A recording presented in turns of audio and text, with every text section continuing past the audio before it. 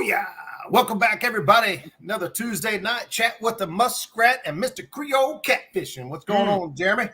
Man, we got a lot of stuff going on, and I mean a lot. It has been a busy weekend. It's been a good week so far. Yep. I got to see the live. First time I've ever seen one, but I got to see the round one of the Mega Bucks weigh-in live. And let me tell you something, dude. They put on a show. They really do put on a show. I watched part of it, but I listened to a lot of it because I was home and I had a lot of stuff going on. Mm-hmm. But I had it playing on my phone and just kind of listening to the weigh-ins because, dude, first of all, that is a huge milestone for catfishing in general. The largest payday for catfishing tournaments so far, with a $50,000 payout first place. And $50,000. That's not total. That's first place. That's just first place. They pay $100,000 to the top five. $100,000 payout for catfishing. That's a huge leap for our sport. Getting recognition.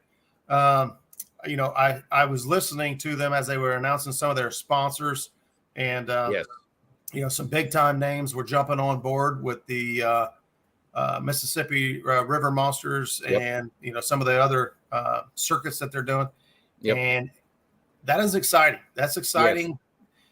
Those are the types of things that need to happen for our conservation because until we get catfish recognized as a sport fish, we can't do any of the things we want to do as far as conservation and passing laws and getting things done.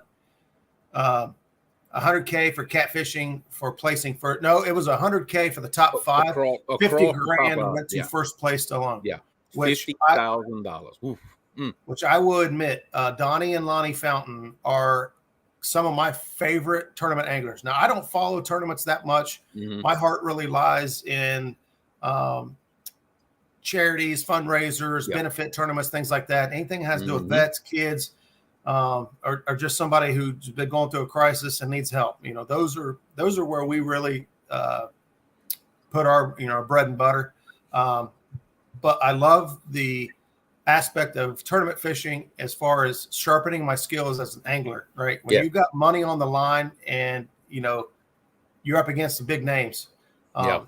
So as people are piling in, Jeremy, can you tell us a little bit about what your experience was, and did you get to talk to any of the anglers and learn anything? I did. I did. It's funny because for one thing, it's I grew, growing up watching like the Bassmaster Classic and stuff on TV, big production, with the little smoke and everything, and pulling the truck and the boat with all the emblems on it right next to the stage. They had all of it set up. It was indoors. Thank God it was indoors. They had it cold in that place too. I'm glad I wore jeans. I'm telling you, it was nice and cool. Oh, telling you, and a big venue. Now it was their first time being there.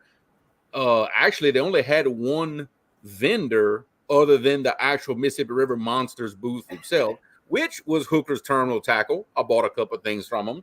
Shout out to Mr. James. James Arwood is a great dude. Absolutely. That's right. We talked to him for over 30 minutes before the weigh-in started. Really, really cool guy. I like it. And what they were doing, they would bring in and same thing like you would expect. They just hold these big fish up in the boat, kicking, people getting slapped around by very lively fish. Weigh them in, get them out the building. They actually had a little buggy that would take them down to the river and release them, like as the boats were coming off stage. It was so awesome to see, but it was quite the production. I mean, it's really just top notch professional stuff. Everything was organized, and I could only see it getting bigger and bigger. Then as the boats would leave, and I guess the guys would go park their boats, tournament anglers were coming around and hanging out like with the people in the crowds and stuff like that. I got to talk to all kinds of guys. I know none of them knew who one of them knew who I was because he knew I was there, and that was Adam Cook, because I had talked to him for like the whole week before the tournament. But I finally got to meet Adam and his tournament partner in person. Mr. Larry Muse was there. I mean, obviously somebody I look up to. Yes. Bill Dance was there. Absolutely. That in fact, that has a hat just like mine that is now autographed by Bill Dance. So, oh boy, but it was quite the show, brother. It was. I've never been to a weigh-in tournament of any kind before in person, and to be at that one where history was being made, dude, it was amazing. That is a great way to start. Yeah. What do you say we say hello to some folks that have taken the time out to tune in with us? So I'll kick us off here with Fishing the Mid-South. Hello. He says he was first. So thank you. Rhonda Whiskers Dreams, 922 Crappie Barbecues in the house. Thanks for jumping in. Jim with Buckeye Catfishing says he got to try his boat out today at Meldal Lock and Dam. Said they would run twice as much flow as he thought. So I'd be interested to hear about that. Harold Bolton, channel member, big supporter. Thank you so much for being here. Thanks for your support. Love you, brother. Big Rich Catfishing, what's going on? Michael Creech is in the house. Lance McCoo guy. We're starting to get the River Rats crew, looks like, in the house here. The River Cats crew is in the house, which, by the way, I am now a family member. I am now a pro staffer for River Cats Tackle. So I figured I had to kind of River Cats Tackle. That's a big announcement. You just kind of slipped that in. That's one of the announcements for tonight. That's one. That's the little announcement. The big one's coming. All right, we got a big announcement coming, so make sure you guys don't go anywhere. Operation Vets with Nets. Rich is in the house. That's so actually I got to talk to Rich for a little bit this week, and I have joined his task force. And looking forward to working with those guys with Operation Vets with Nets. Those of you that know me and know the channel know that veterans is kind of near and dear to my heart, and we try to do as much as we can with the veterans, with with disabled veterans outdoors here locally. Let's see, Fishing for Freedom out west. Those are things that we've done, and then some local tournaments and fundraisers here online. So looking forward to working with those guys. So we'll have some announcements, and we're going to get Rich and the gang on here and talk a little bit about that as we look forward to putting together a tournament of our own coming up here soon. Ooh, so I like it. Be on the lookout for that. Miss Becca's in the house. Becca, thanks for joining in. There's Kevin, K&B Anglers, getting better and better. Looking forward to actually I'm on the show tomorrow night as a guest. So that's going to be a switch for me, going from the host to the guest, as I'll be tuning in with Kevin and Kelly Bullock tomorrow night on their show. So make sure you guys tune in tomorrow night and see what they got lined up for me. I told them, They said, is anything in particular you want to talk about? I said, free range, brother, fire away. Be careful what you wish for with that statement. I'm just throwing that out there. Be careful. That's all right. We got our brother James Smith, Patriot Catfishers of America. What's up, James? Man, I'm glad to hear that you're on here and tune in tonight, brother. Yep, absolutely, continued prayers. Glad you are home. You're on the road to recovery, and we're right behind you, brother. If you need anything, you got my number. Give me a holler. Dino Knight Senior's in the house. Steve Ransom's in the house. We got somebody tuned in from Facebook. I don't know who it is. Do you? Nope. No idea. We appreciate you being here. Another Hooks and Hammocks, Chris and Telly's in the house. My brother's here. Dreadneck Outdoors. Did I just hear 50,000 to fish? Sign me up. You got to have some skills, brother. We got to sharpen you up a little bit. Yes. Before you go poking the big dogs. Richard Cluck, Fishing and Freedom. We talked about him already. Let's see. Ozark guys fishing. JG Hill. I don't think I'm going to keep up, am I? Quiet Man Curtis is in the house. Chad is tuned in. Feels the water. Dale Hayes slip. Oh, my screen just jumped. Take it away, brother. Nope, I got it, brother. I got it. Curtis Cunningham in the house. Let's see. We already said hi, Mr. Dale Slippert. Whisker Dreams in the house. What's going on? My boy Justin. Justin's fishing fetish. What's happening, brother? We got to do some fishing, man. I think this must be Creech's other channel there, but cutting up with Creech. I like it. I can get used to that. Let's see. Tom, LG Bass. What's going on, brother? The man himself, Mr. John Cyclone, River Cats Tackle. There you go. I keep hearing lots of good stuff about this River Cats Tackle. We need to. We just talked before the show. We need to get you on the show, and when we need to talk about River Cats Tackle, I'm starting to hear more and more about it. Absolutely. And so I'd like to know the details about these guys. War Pig Catfishing. What's going on, man? Oh, new channel member, Dale Hayslip, what's going on? Thanks for joining the Hey, family. thanks, Dale, man. Appreciate that, brother. You help keep the lights on over here Yeah, at buddy. the studio. Cabela's Kit Kat tournament coming up next weekend as well. So I've been hearing a little bit about that. Let's see. We've got Hill Jack Catfishing in the house. Hey, Hill Jack. Haven't seen him for a while. There's Eric Smurf. What's going on, Mark? My buddy Mark, Catfish and Crappie. Good to have you in the house, brother. I heard he went live the other night, caught like 10 fish or something like that. So nice. Had a good night. I didn't get to catch it live, but I heard about it. Now be careful, Roger. Mom is watching you. I'm on my best behavior. Mom's in the house. Oh, the Facebook user was Mr. Doc Lang. I talked to Doc Lang for a little bit on the phone this week. It was good to hear. Well, Doc, we are honored, brother. Hope you're feeling better. I know he ain't been feeling great. Been dealing with some stuff, and gotcha. But I'm hoping that you start to feel better. Get your butt back out on the water, man. I know, right? Let's see. Got Pontoon Jody in the house. Got some more Facebook users I see stacking in. Zach, there's my brother, Zach? River Warrior Zach Murray. Says Simplify, proud Marine. All right. Let's see. Big Bill's veteran catfishing. It looks like the original Roger Part 1 is in the house. I got the whole. It's like a family reunion up in here. I'm only missing my sister right now. Hey, let's see. I think we're fighting each other for highlighting comments here, guys. Got Cincinnati Cat in the house. El Gato. What is going on, brother? El Gato, what's up, buddy? Talked to him on the phone yesterday. I've been on the phone a lot this week, man. Yeah, you have. Making some connections and talking to folks. Let's see, got Size Matters Catfishing in the house. We got 65 people hanging out over here already. Fishing with JB. Let's see.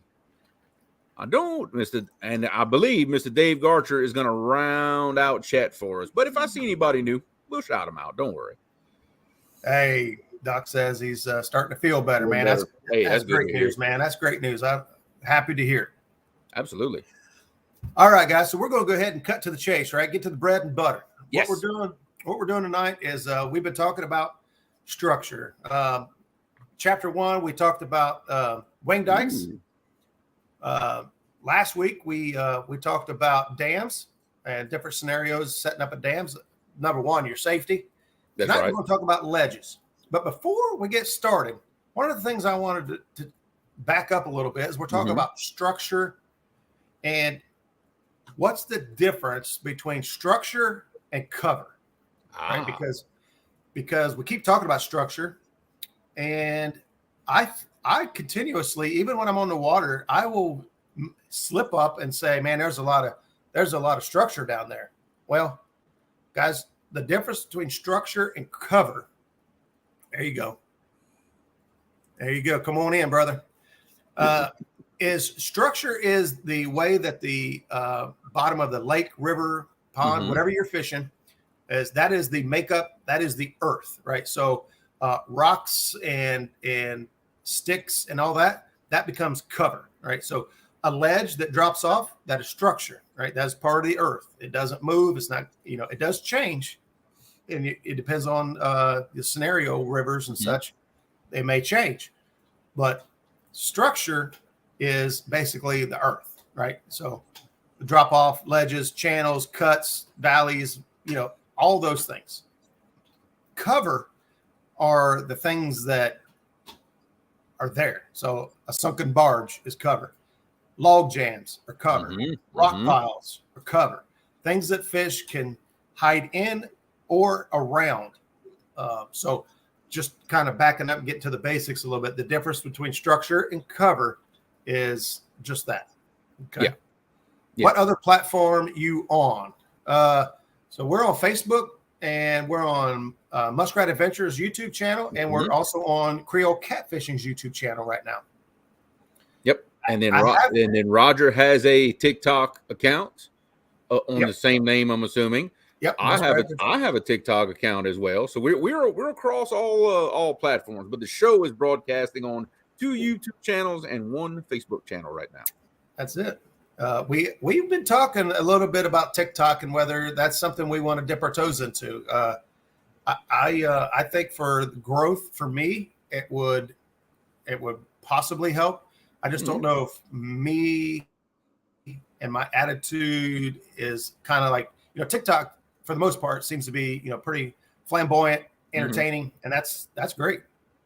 I could be pretty fun and entertaining when I'm live, but my heart is always on sharing and educating and just trying to help people out.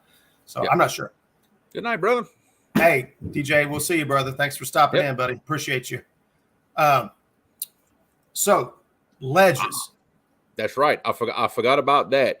Mr. John is also streaming our show right now on the rivercatstackle.com website.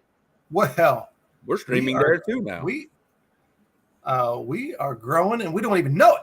I know, Thank right? you, guys. I love it. Ozark guy says Roger Creole OBS Studio has a plugin where you can stream on multiple platforms at once. StreamYard does as well. I don't know if any of them include TikTok. No, not so. Well, StreamYard doesn't. I know that. Not yet. Right. Leave the talk for them youngsters. Yeah, I don't know if I fit in. But if it can grow and get some if it can grow and get some attention on the right areas, like we were talking earlier, helping businesses out, like these guys are with River Cats Tackle, maybe helping those guys out. And then, as I talked earlier about trying to do some fundraising and raise awareness and funds for Vets with Nets, then I'm willing to do that if it helps us out at all. So back to LEDGES. Jeremy, why do you fish LEDGES? LEDGES is probably the number one piece of structure that catches me fish. Okay, I can't think of a time that I have caught fish and have not been on some type of ledge, whether it be the corner of the main channel ledge that follows the main channel of the river, or whether it be a ledge by a drop-off that runs perpendicular to the river channel. No matter what, I'm fishing some type of ledge no matter what. And that's some of what we're going to go over is a ledge just isn't one thing, one type of thing. Many different types, many different scenarios, and they can be found everywhere, whether you have current or not. See, that's another important thing. And so why do fish like ledges? I can't remember who. I would quote the person if I would remember who first said this, but ledges are catfish highways.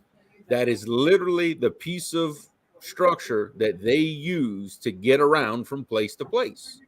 Okay, there's no road signs, there's no road maps. Catfish can't go on Google Maps and GPS where they're going. That's how they know where they're going, is they will literally bump their whisker against that side and follow those ledges everywhere they go. The same way a mouse navigates the inside of your house, unfortunately. You don't see them just cutting across the middle of nothing. They got to follow that edge. That's how they know.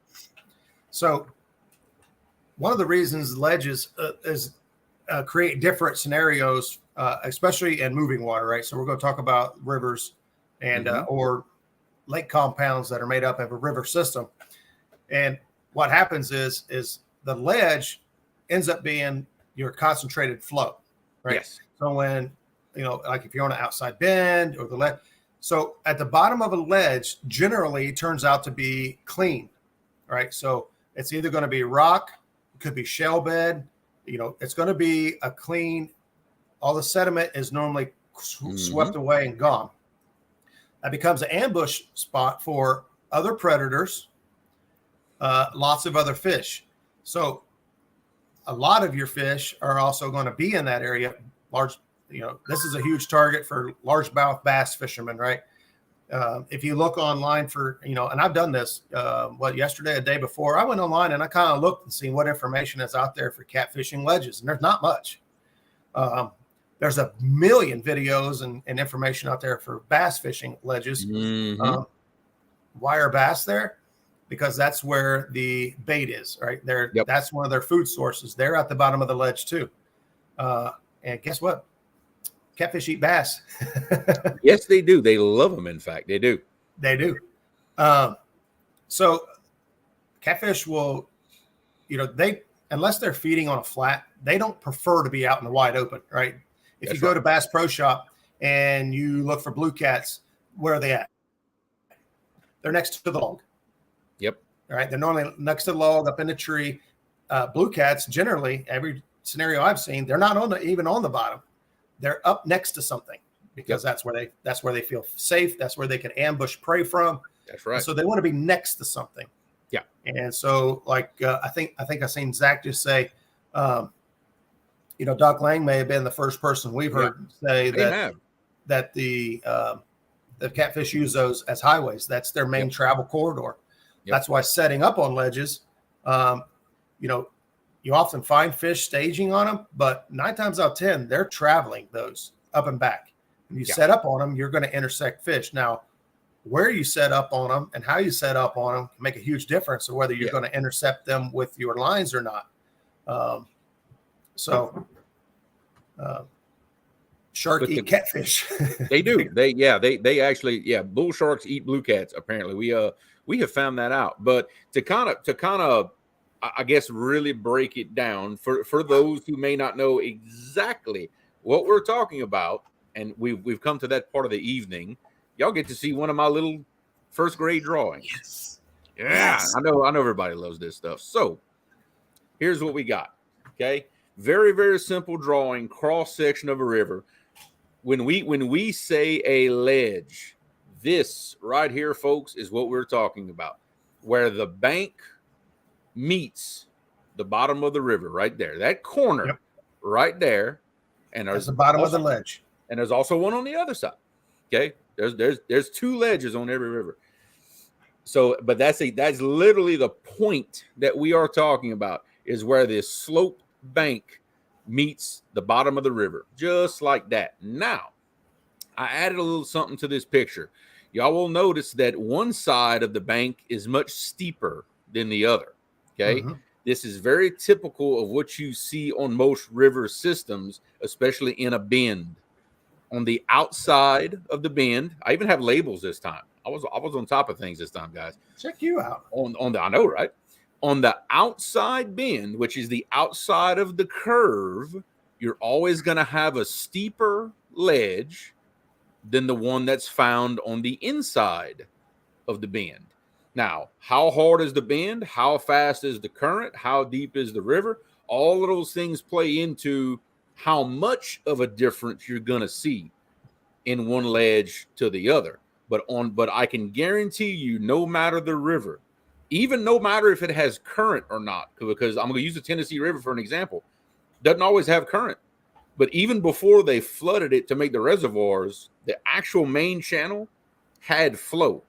It's still going to have these same characteristics in it, whether it has flow at that time or not. It had flow at one time, and it's going to create those same features no matter what. And those usually, for most of the time of the year, these outside bends, these steep ledges, usually for us is the steeper the better. And also, usually that means the deeper water. But that's just a little simple drawing, kind of showing the definition of what we're talking about right there. Kind of get a visual, you know. Go back to the regular screen there. Mr. John Parker, what's going on? So I saw Zach here talk about swing rods, right? And this is something that we've picked up. I don't think we invented it by any means. A matter of fact, I think Chris Souders is the one that used to always just chuck one straight out in the middle. All right. Yeah. And I don't remember if this was his intent or purpose, but we have found a lot of times that if you are set up on the shallow side, so guess what? Oh, you got a little something to share, you too? What? It is show and tell night, folks. All right, guys. So in this illustration, look at you. I love it. In this illustration here, we're looking at the brown lines or the bank. What I'm showing here, this gray squiggly line, that's our ledge. Mm-hmm. The X will be your boat, and these black lines represent casted lines. So one of the things that we like to do at different lengths. We will cast our lines out towards the center. All right. And then the current will sweep it back up against that ledge. Yes. That's the advantage of sitting on on the side of the ledge, the shallow side. Yes. All right. So then we'll do that. We'll throw, different length rods. We cast them one shorter, longer, and longer to get our baits positioned at the bottom of the ledge. See, and one of the things, like Jeremy just said a moment ago, it's the very bottom of the ledge generally that the fish want to travel and want to hang out at. They will stage and travel at times higher on the ledge, but generally speaking, they're going to be at the very bottom of the ledge. And this is why the technique we call swing rod is so effective for us, is because, from a stationary position, we will cast out and let the current take it right to where we think the fish are going to be. All right. So by doing that, you kind of have to play around with your weights. Too heavy, your bait's going to sit out there. Too light, it may sweep over the ledge or come up the ledge and get swept right behind the boat. So you do have to kind of figure out a little bit. You got to play with the weight, what weight it takes to get that thing to swing, but stop. All right. You don't want it to swing and then swing past it. That's not what you want. Right. So, this is now that, like I said, this is for fishing in current, and this is for fishing in a boat. Now, this also works great from a bank. If this is a bank, let's pretend the boat here sitting. Technically, the way I drew it, the boat is on the bank. The boat's not even in the water in my drawing. I failed. Oh, come on now. So from a bank position, somebody, long casting out, and they know that there's a ledge out there. All right. Now, how are you going to know there's a ledge out there? Dude, I'm telling you, Navionics is just as important for bank anglers as it is boat anglers. In some scenarios, I say even more important. So, on Navionics, you actually have a measuring tool. So if you see that there's a ledge, you can measure how far out that is and judge, can you cast that far? And you can do just the swing rod technique from the bank if you can cast out farther than the ledge. That's right. Yep. There you go. Cutting up. He's right on the same page with us, man. Absolutely. I love it. Let me back out of here. I was going to have a hard time explaining it without showing it, and Jeremy can't have all the fun with the drawings. Now, I do think his drawings are better than mine. He did come a little more prepared, but now to show y'all a different view of what we're talking about. Okay, we've done the Creole studio now. We've done that part. Now we're going to move on to something that a lot of people use. We could look at something on Navionics real quick. That's what I'm talking about. Okay. Now I've got something pulled up, and for my local guys, they know where this is. Okay. This is a lake. It does not have current going through it, but it's an oxbow. Okay. It is an oxbow. I know where that is. This used to be. No, you don't. Yes, I do. I just looked at that this week. Really? The thumbnail this week, I looked at several locations. I wanted to look at your area and see if I could find something that would make a cool ledge thumbnail. Unfortunately, I end up using the Tennessee River. I believe it was Watts Bar area that we end up going with. Hey, JR Fishing's in the house. And then my wife is in the house, and they are both trolling me. Thank you very much. Well, they're both trolling me. So that's all good.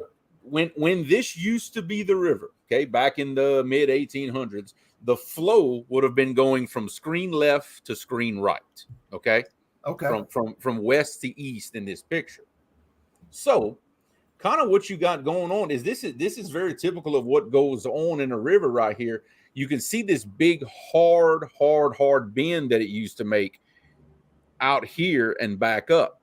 Now, when you're looking in Navionics at ledges, this is what you want to see. This is this outside bend that we're talking about right here. You're always going to have this deep water in these hard bends like this. And anytime you're looking on Navionics, and we're going to zoom in a little bit on this, but you see how when you're zoomed out, you see how they have this nice black line right here. And you also have this kind of dark area on this outside. That's right. You start looking at it closely, you start zooming in on it, you start realizing this is this steep ledge that I'm talking about. Because why it gets so dark on you is these are 1 foot. Actually, right now I'm zoomed out. These are 5-foot contour lines. But as I zoom in more, and it doesn't let me, these are 5-foot contour lines. But look how close they are together. That indicates a very quick change in elevation or a steep ledge. So right here, where you've got these lines really close together, that means you've got something very steep going on. Same thing over here on this outside. You can see it drops from 5 foot to 55 foot in a matter of a very, very short distance. That's your steep ledge. Now, you notice where the blue turns to white, you see the contours smooth out. This is that base of that ledge that we're always talking about. It runs right through here. This area in white is the old river channel. And you're going to see this anywhere in most reservoirs are going to have this. I know a lot of your lesser flowing rivers is going to have navionics information in it, but this is how you identify really quickly those steep ledges. You just zoom out enough and you see where it looks like there's a black line on the screen. Everywhere you see that dark black line, you've got a steep ledge right there. Then you can zoom in and look at it. But for me, that's a very quick way of looking at it and identifying where that steep ledge is. Yeah, the navionics is a fantastic tool. It'll give away the ledges quick. And the thing is, it's not always the most defined ledges that are going to hold or concentrate the most fish. And maybe a subtle ledge if you've got, I'm trying to find something here real quick. If you've got another, here we go. If you've got another, where's it go? Oh. And Brian brings up a good point here. And that's why I had to go to this area that was an oxbow, because navionics does not show anything to us in the Mississippi or in the Chaffalaya River. We have to be a little better at reading the river at that point to be able to find these places. So same here. I couldn't bring up the Ohio River and show you anything, right? But the Tennessee River is mapped well. This is actually Chickamauga. Got you. So if you look quickly, you'll see that these dark lines, right? So this is your main channel, right? This is your main channel out here. This is going to be your channel ledge. But one of the things that you don't want to overlook is when you zoom in just a little bit more, see this right here? Yeah. Now this is a bay or a creek coming in, and it also has a ledge. And so one of the places that is going to be high traffic is when you could find an area that has a ledge intersecting a ledge. So this area here is going to be really good in a lot of different scenarios.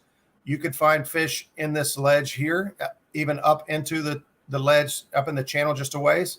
You'll find fish out here intercepting fish coming in and out. And you'll also find fish right up here on the hump. You see right here in this scenario, this is 49 foot of water, and this is 14. All right. Oftentimes you'll find fish that will stage up on top of this or at the bottom of this, but where two ledges meet is always going to be a great place to look. Yes. Drag baits or whatever the case may be, looking for those subtleties.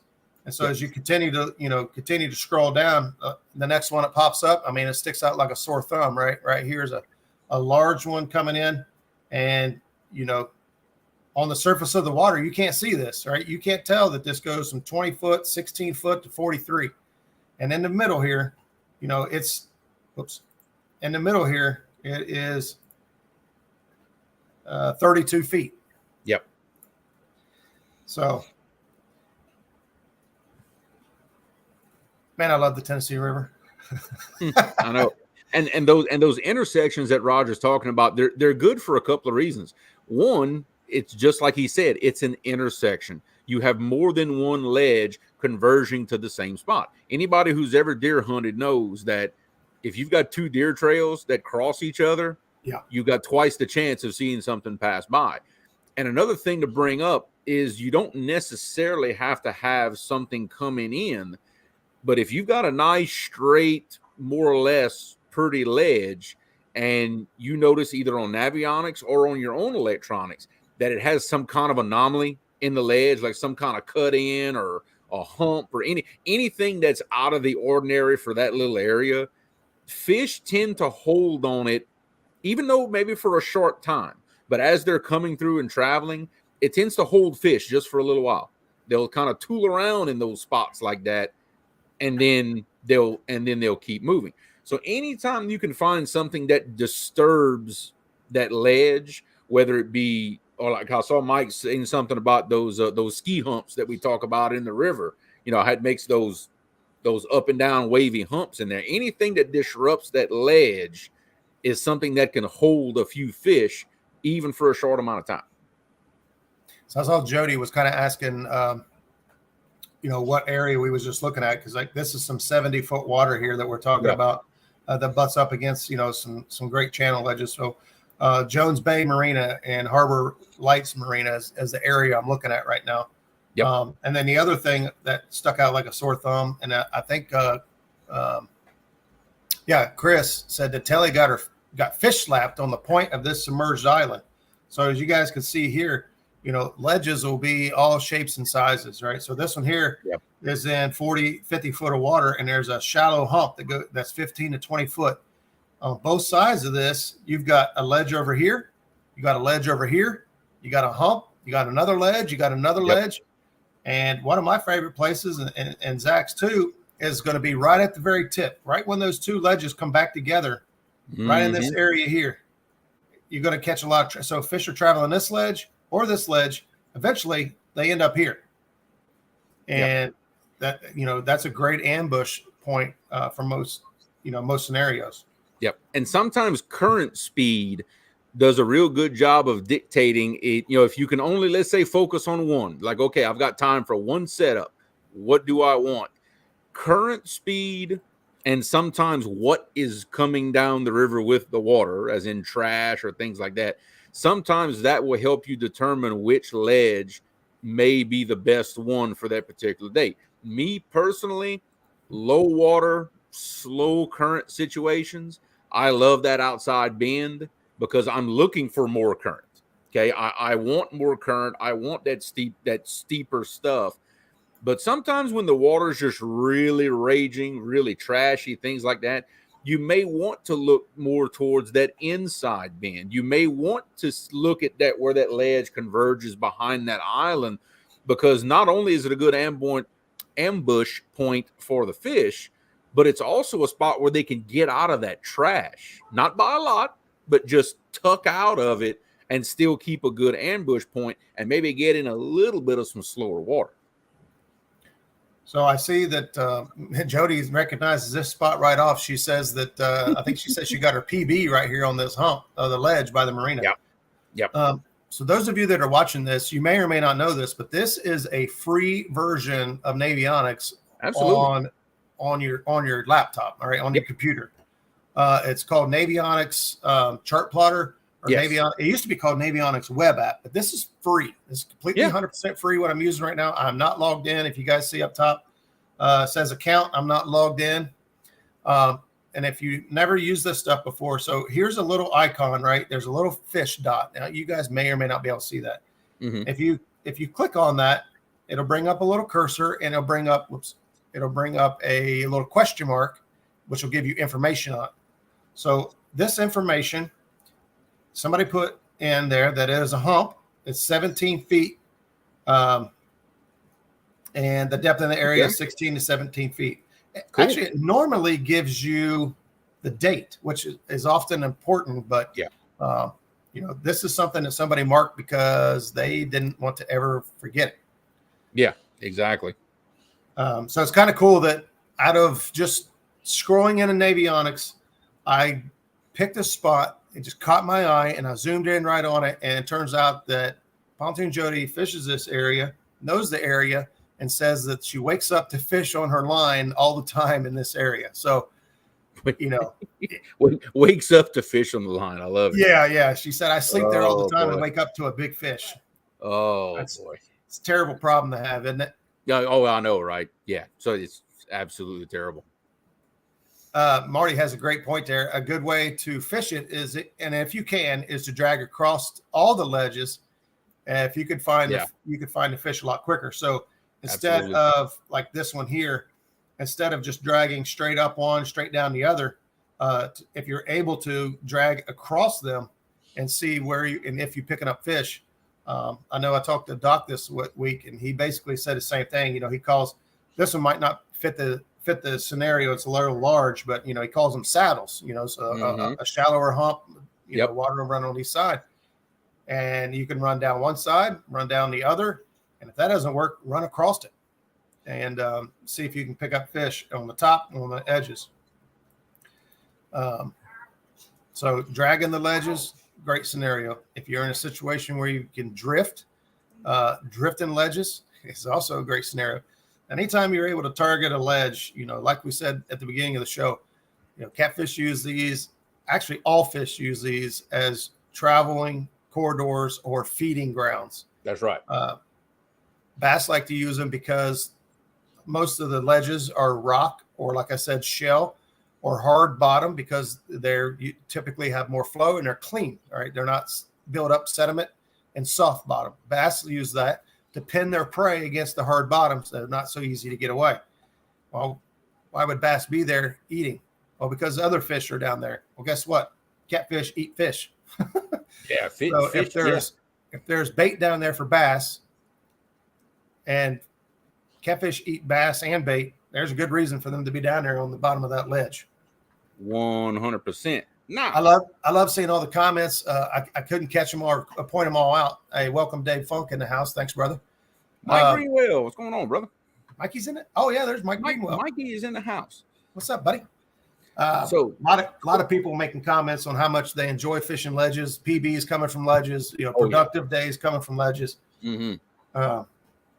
So you may ask yourself now, because I've had to do this a few times. What if in a situation like I'm in, and like Michael Creech is in, like Brian's in, and so many others, okay, Navionics does not show any contours in the Mississippi River or in the Chaffly River. It won't show them to you, okay? Right. Or the high. So how do you know where the ledge is? Again, it's drawing time. So a good technique that I picked up quite some time ago, I've used it many, many times. Jamie's in the house too. What's up, Jamie? What's going on, Jamie? She says we use it to get a game plan for where we're going to look for bait, then where we're going to start looking for fish. Let's see. Oh, there we go. When I went to take it off the screen, it loaded. Okay, so we've got our top bank in black. We've got our main channel ledge in brown. And a technique that I've done many times is I use my sonar. You can do this with basic 2D sonar. You don't need anything fancy. But this yellow line is basically a zigzag pattern that you're going to make with your boat. You're going to go back and forth in a zigzag pattern, and you watch your depth on your depth finder. Anytime if you're coming from the bank out, you're going to look for the drop. You're going to look for the drop. When it stops dropping, boom, mark a waypoint. You come back out away from it. You go back towards the bank. The minute you see the depth start kicking up again, boom, mark a waypoint. And you basically zigzag yourself all along, marking that main channel ledge like dropping some breadcrumbs. Now you've got it marked. So if you're in a situation where you can drag baits, well, guess what? You can now drag right through those set of points, and you know you're dragging your main channel edge.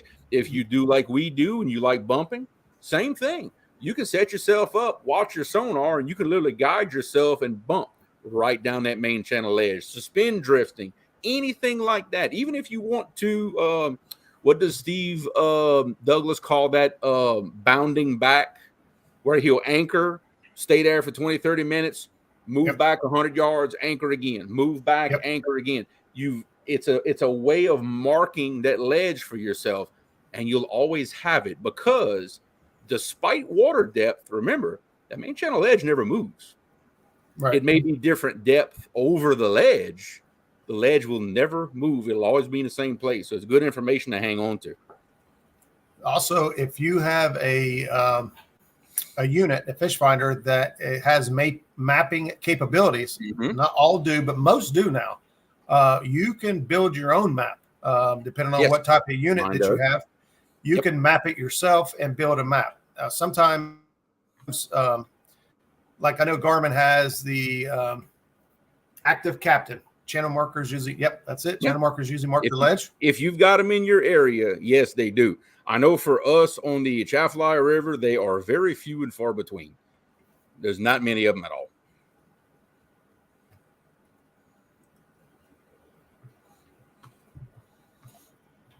But what Roger's talking about, that's something I've done heavily on my La Ranch unit, is making my own contour maps. And oh man, it changes a lot of things when you can see it. Let me add something quick, because I learned the hard way. Okay. Once you've got some mapping done, take your SD card out and take it inside and back it up. Yes. Have an extra SD card. I have spent I don't know how many hours on my Garmin units mapping the Ohio River, and my SD card took a crap on me and I lost it all.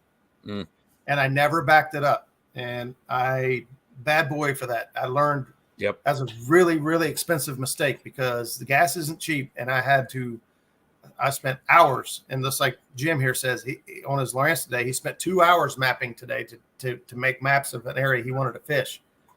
So if you're not sure if you have mapping capabilities, it's definitely worth checking out, because once you have your own map, then these things we're seeing on the computer here with Navionics, you can find right there yourself. And if you take your card out, you could take it inside and do the same thing if you're better on a laptop or desktop computer.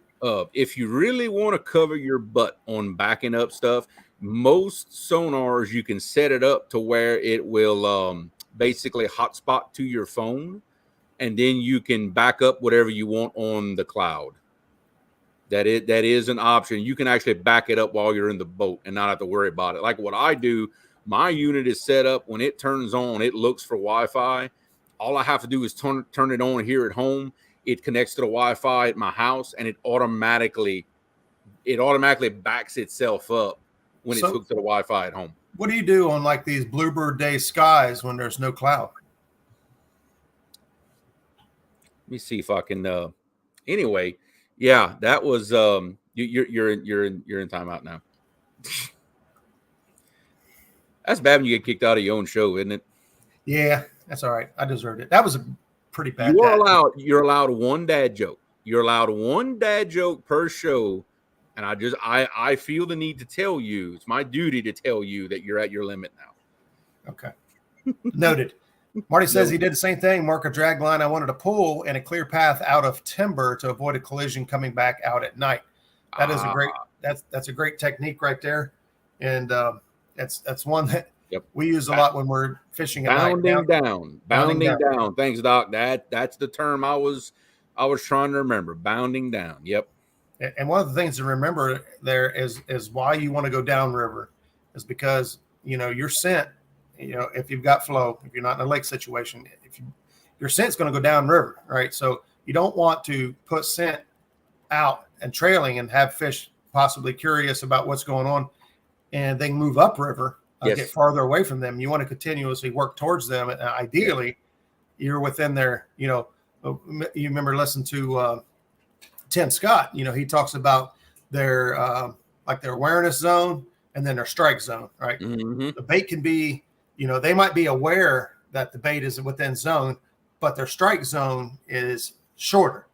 Yes. And, depending on time of year. And when you bound down, you just might get close enough to now you're in their strike zone and they're willing to come and chase your bait. Do we all get to tell one?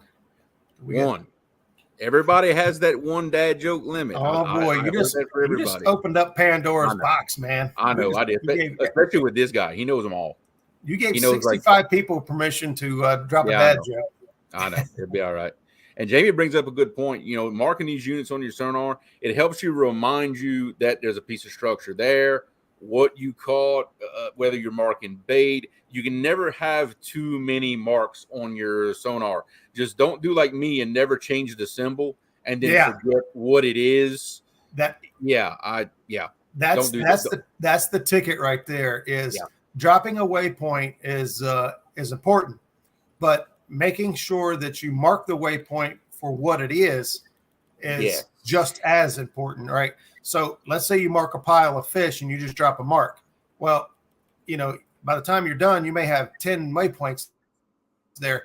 And if one of them is, a pile of brush or a pile of rocks, but the other ones were just fish you marked randomly, you're going to spend a lot of time trying to figure that out. Yeah. Me, I don't know how. I know Zach has gotten really good at it here lately. Humminbird has got a steeper learning curve, but he has gotten really quick here lately at editing waypoints. So as soon as he drops a waypoint, he circles back and goes in and changes the icon and edits it for what it is. And we didn't always do that. On Garmin, it's super fast. Like it's really, really fast. It's touchscreen. It's really quick. So it's kind of second nature now that every time I drop a waypoint, I put it in for what it is. And in the long run, on my Lowrance, when I touch a screen and store a waypoint, it, in the process of storing the waypoint, the little screen comes up with some options of different symbols. I just touch it one time and I mark whatever symbol I want at that given time. I know it on a Lowrance. I know it's easy for me. Dad said he put Jeremy sitting on the bank as a point. And with that kind of attitude, he may be the one on the bank used as a point. You never know. See, hey, Dad, we all know better. He done told us that somebody stands him up or gives him the cold shoulder when it's time to go fishing. Dad's the man. He will go fishing. He will put him in the boat. So yep, that's right. And with me, it's kind of like I said before. It's like 3 strikes. You make plans to go fishing with me. Sometimes I don't give you 3 whole chances, but if you stand up or back out on me at the last minute, after 3 times, I'm not asking you no more. I take it serious. Yeah, because I'm sure you like me. You've got a list of people that keep saying that they want to come fishing, and if you get invited or hey, I'm coming, and you back out, every time you back out, you move down that list a little bit, and eventually it gets to a point to where I may not get to you. Yeah, you fall off my list. I'm just telling you, 3 times and you're off the list. Exactly. So we take like the boat's leaving at a certain time, whether you're in it or not. You better hope you're there. Exactly, because I don't plan trips around people. It's like, look, I'm going fishing. This is when I'm leaving. Whoever wants to show up, show up. If not, doesn't matter. I'm still going fishing. There you go. Still going. Absolutely. All right, what else could we talk about ledges? I mean, so I know we talked a lot about rivers, right? So that and that's our fault because that's Jeremy and I's. That's what we fish, right? Primarily, I do fish some reservoirs, but all of this stuff applies just as much to reservoirs as it does to river systems. 100%. Like we're talking about Hoover, for instance, here in Ohio. It has almost 0 moving water, unless it's like high water season or whatever. It doesn't have water moving, but those fish will still concentrate on those ledges as means of traveling, right? So like we said before, they like to be next to something. They feel safer that way. They're able to ambush and grab prey if they're kind of hidden or camouflaged by this big wall, basically, of something. And so, obviously in or in lake situations, you're not going to have flow to do the swing rod thing like we talked about, but the dragging techniques and the suspended techniques, those are all very effective on reservoirs just as much as they are in the river systems. Oh yeah, absolutely. I'll tell you what we can look at. We got it's almost getting that time, but we do have a couple of minutes. Being you are more of a lake fisherman and a dragger of baits than I am. Okay. I'm going to throw up something on Navionics. Okay. And I would like you to look at it as a perspective and kind of say, hey, this is where I would fish if it were me. Now, same thing, same lake, 0 current. At no point does it have a current. So that's your basis for this. Okay. Okay. Because I'm this is a little self-serving because this is an area I don't want to drag. So I'm kind of cheating here.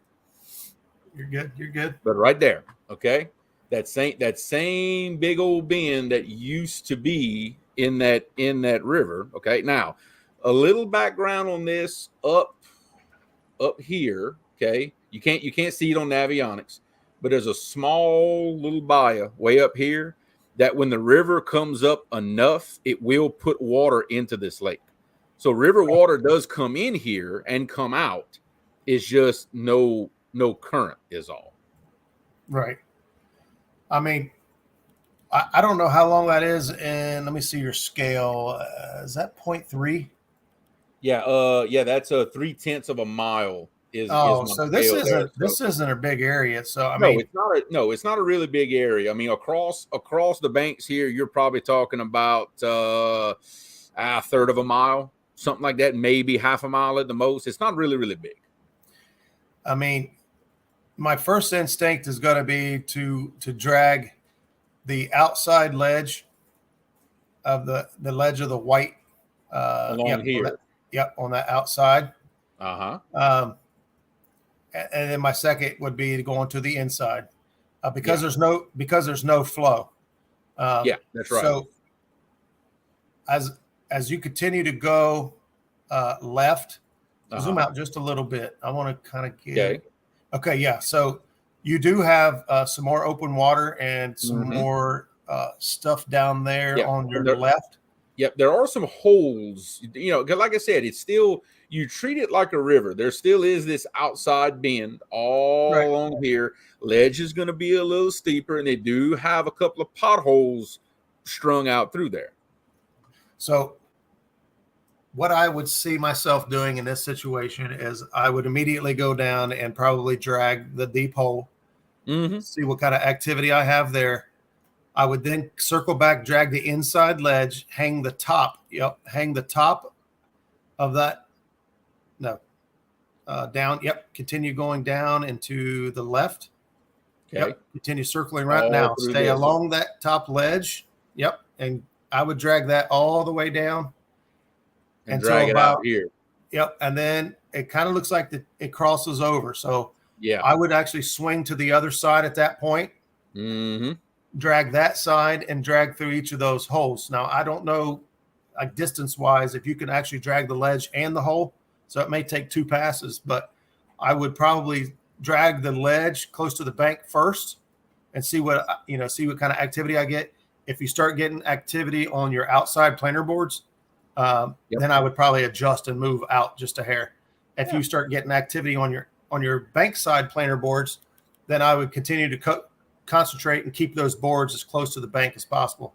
The thing about dragging ledges is your planer board is going to try to drag it into the ledge. So if your ledge is here and your planer board's cut, your baits are just going to keep banging the ledge. Now, if you've got good dragging weights, and you're confident in your equipment, I use Dirty South dragging weights. I'm not affiliated, and they ain't paying me or nothing, but that's what Zach and I have gone to using, and I've been using them for a long time, and they work great.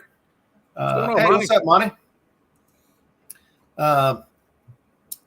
You can actually continue. You can watch your planer board. It'll hit. It'll start falling back, and then it'll catch up. And it'll start falling back, and then it'll catch up.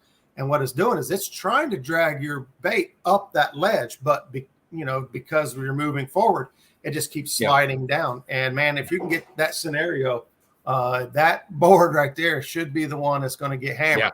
It should be, because you got a moving swing rod the whole time. Yeah, basically. You're just dragging it right in the strike zone the whole time. Now, depending on what your ledge is made up of, you may get away with that. You may not, because just like a hill, just like they say, crap rolls downhill, right? Yeah, that's right.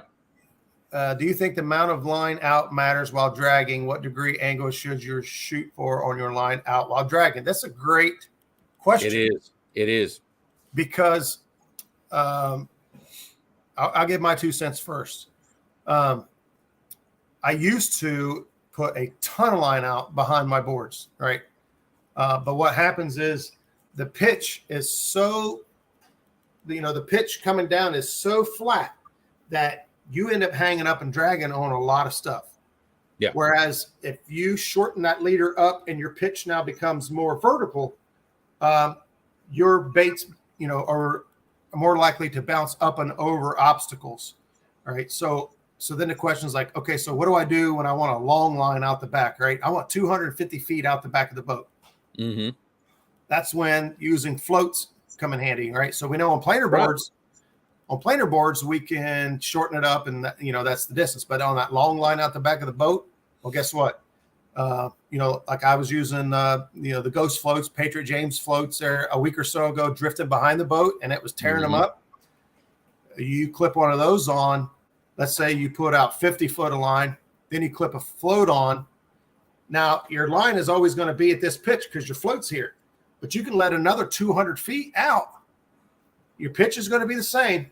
You're still going to get that 250 foot that you wanted back behind the boat. That's jokingly, I run 222 feet off my line counter. That's just, yeah.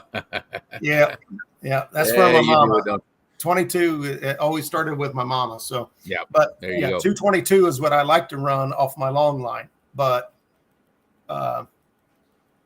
as water cools down, bait will move out on open flats. Yeah, buddy. There you go. And I can't wait for that. I know. Can't wait for that. So I can't wait for anything to cool down. Like any cool down of anything right now would be awesome. I know it's hot. I remember I talked to Becca and she's been fighting no air conditioning in Texas. Ow. Yeah. Ow. Yeah. I know right now the last fish I caught, when I caught him and pulled him out the water, he asked to be put in the hot grease. He thought it'd have been a little cooler. I'm just my dad joke for the evening. Thank you. Yep, Stan will definitely like that. Do you put into consideration the length of your leader line to the amount of actual line you let out the back of the boat? I'm not sure. So if you're talking about actual leader lines, I will tell you now that I run some really long leader lines. Okay. Mm-hmm. And the reason is for that is if you think about it, unless you're using, and I do use some big 2.5 inch oval, foam floats. Yep. Are very buoyant. All right. They're probably the most buoyant float we got. All right. I don't care what size rattle float or who makes it, but a 2.5 inch foam float is going to probably outfloat everything. Yes. Right? But once you start moving, all right. So you're sitting still, it might be like this. But as you start moving, that thing, the faster you go, the farther down that goes. All right. So if you've got an 18-inch leader and you think for a second that you're 18 inches off the bottom, you're really, really wrong. Because the second you start moving, that 18 inches goes to 12, goes to 8, goes to 6. Okay. So the amount of speed, what we got? I got to highlight this. I got one thing, Adam, dude, you rock. You are a trooper. I cannot believe you did what you did to catch fish. You know what I'm talking about. That dude's an animal. Okay. He is an animal. Hey, we love Adam, and to do hardcore, what he's dedicated. That's the distance he ran and the crap he put himself through to catch fish for that tournament, dude, right there. Hats off. Yeah. Ooh, man, we got hats off. If y'all only knew. That's all I'm going to say about any of that. What I'll tell you is we're probably due for another Adam Cook show. So maybe we'll get him on the show and he could tell us what he had to put himself through. Because one of the things that Zach and I have been talking about here lately is the difference between fishing and hunting. All right. Hunting for monsters. If you in this situation here, right? Everyone's after the big one, right? Or the three big ones. And so just, and Adam has a guide service out on the James River. Mm-hmm. And, I know that a lot of times in guide service situations that, people are they just want to get on fish, right? Some guys don't, but I'm sure he has clients that just said, hey, I just want a shot at one fish. And if we don't catch one today because we didn't get the one I wanted, then that's it. So knowing the difference between hunting the one and fishing, I think would be a great difference. and guys like Adam who have that experience. You know, Adam went clear down to, I don't think he's ever even been down there in Louisiana or down there in on the Mississippi, that pool. I don't think. I don't believe, not to my knowledge. To my knowledge, this was new waters. And if I'm not mistaken, he took seventh place. Seventh overall. Yeah, that's absolutely. Hey, he said, "Yes, sir. Let's do it." All right. That's going to be a good show. Now, there's only one issue with that, and this brings to my other announcement for the evening. Only one little issue. Yeah, I guess it's that time. Okay. You know, I like to help my friends fishing tournaments as much as I can, right? But I'm afraid I might not be that much of a help next year because, and here it comes, River Cats Tackle, we are putting a team together. We will be in Megabucks next year. Woo! We will be in it. We will be in the Megabucks tournament next year. Holy moly. That was something that was decided pretty much in the past 24 hours. So yeah, we're gonna have we'll be the local boys. So we're gonna get out there and see what we can do. Man, that's exciting right there. That's exciting. That makes it easy for us to choose somebody to root for, because I'm gonna tell you right now, there were so many great guys fishing it. It was hard to root. Bringing the heat. That's right. I know. I like when I saw everybody passing up on stage, I'm like, wait, there's that guy. Well, wait, there's that guy. Wait, there's Larry Muse. Wait, there's it. Yeah. Well, it is the top gun of your partnership, and looking forward to seeing more out of you guys in that group. Like I said, we'll have to dedicate a night to River Cats Tackle and having you guys come on and absolutely. And let us know what's going on, because I keep seeing and hearing about it. I know Richard Cluck has posted some pictures and videos, and you know, in the back of my mind, I'm like, wait, who are these guys? Where do these guys come from? A lot of a big most of their presence so far has been on Facebook. Now, especially between Richard and I and Lance and a few others, we're going to try to bring this into the YouTube world also, and try to bring everything together. But we're looking to really step the game up and make a presence. Make our presence known. Harold, unfortunately, I don't think in the rules that outside influences and things like that, there's some funky rules that go on with this tournament. I don't think they can do a live. I put it like this: when I saw the camera crews and all the stuff that they were doing at the tournament weigh-in itself, I decided it probably was not a good idea for me to just set up and try to stream it myself. Right. There is actually a rule in the thing for Megabucks that if you want to go live on social media while you are fishing the tournament, they do not prevent you from doing that. Oh. But they warn you, like, hey, look, you know, if one of the competitors watches your live stream and figures out where you're fishing, and well, you know, you just no, hey, I might be wrong. Yeah. Nope. I know. I clicked on it too. Adam said no live stream. I thought I saw something on the rules about you could if you wanted to, but that, like, they had a bunch of like stipulations on it. Gotcha. But Adam says no, they don't let them do it. So there you go. I would for that kind of money, I probably would not be sharing anything until it's over. No. That would be in fact, I was I decided on my own that, you know, Adam and I talked quite a bit before everything. When the night before the tournament came, it was like radio silence. I said, you know what? I don't want anything to be construed as helping somebody at a time I shouldn't be. I'm like, I did not. The next time I text him was 30 minutes after weigh-in time. I was like, hey, where you at? Did you make it back? You know, that was it. That was it. Yeah, I think I sent Adam a good luck, and then I realized, hey, he can't be. I wanted to ask him, are you guys doing any good? Any luck? But then I realized it was killing me. Hey, it was killing me the whole time. I'm like, nope, I'm not doing it. I'm not. Yeah. Nope. Yeah, that's why I went and I found the live stream and tuned into it. Yep. So yeah, that's exciting, man. That's exciting for you guys. River Cats Tackle and putting together a team. So it's fair to say that you're probably going to spend some time down that way within the next year. Looks like it. It looks like. How far is that for you? Vicksburg is 100. It's right about 110 miles upriver from where I fish, something like that. It very well puts my home waters out of contention for me to fish for the tournament, but that's okay. I know enough about that upper stretch of the river to still be pretty confident. Yeah, I kind of thought that that's where that was going to go. There's some big stipulations in there about giving, sharing, and buying information and all that.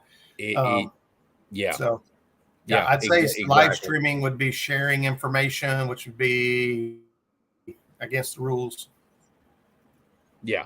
I don't know about you, but I'd imagine that after weighing in day one, 179.9 pounds and 3 fish, that Donnie and Lonnie would have had a tail a mile long if they knew exactly where they were fishing.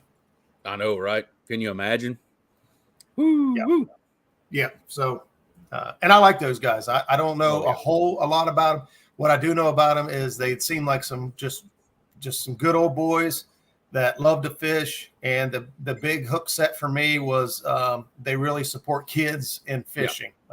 They donate to different organizations and they do stuff on the side to help with kids.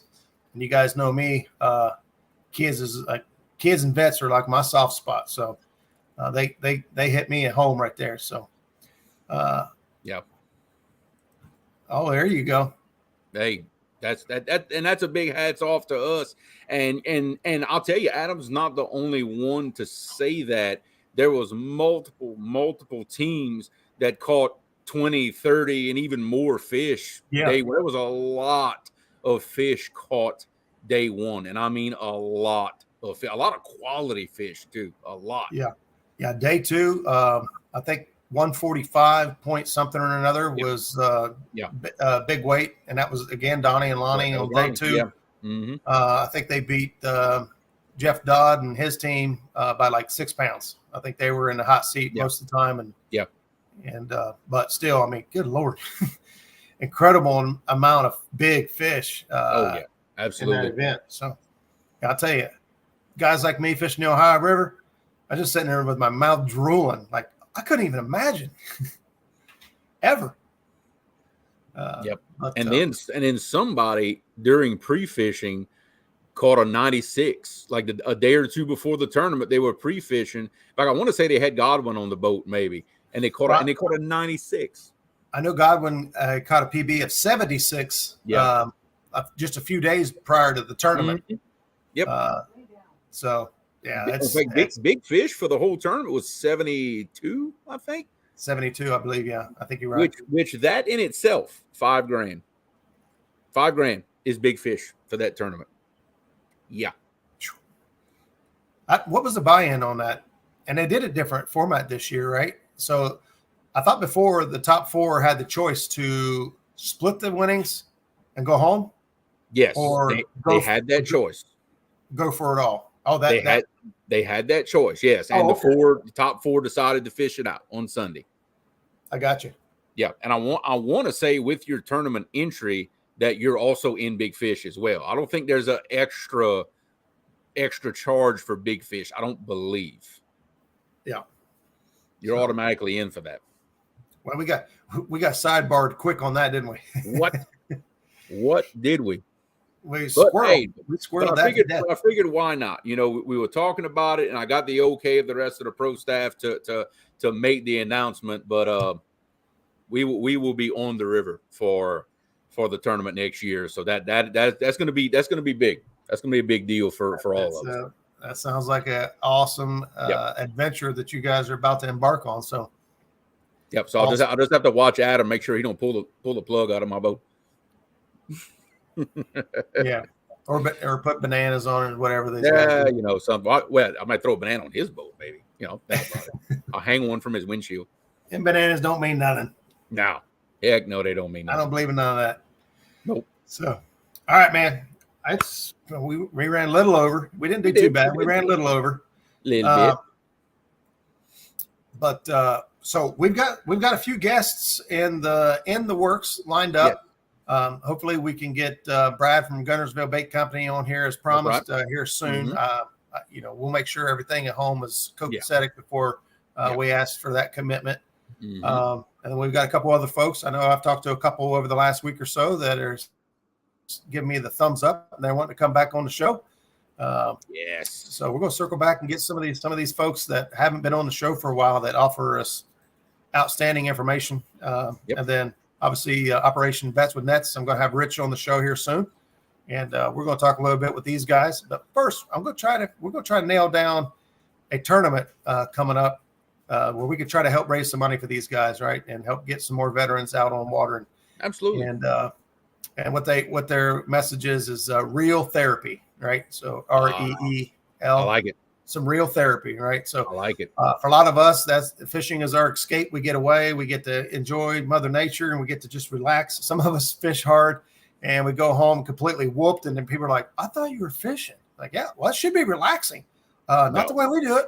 No, not when you're determined. It's not. Yeah, we work our guts out. We fish harder to catch bait than most guys fish just to fish. Yeah, exactly. And then we gotta go fish. So, hey, just want to say thanks again for everybody for tuning in tonight with us. Another great episode. And, if you guys got more questions or comments, concerns, thoughts on your minds, opportunities, things you want us to embark on and dig into, we'd be more than happy to look into other topics. I'm not sure if we've got any structures that we didn't really talk about.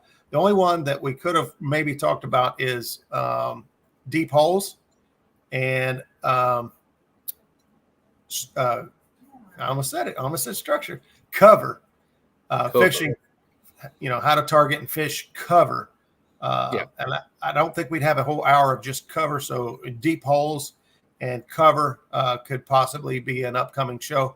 But we're gonna touch base and see where we are with our guest lineup, and try to get some of these guys in here and share some information with us. So, Jeremy, you got anything else?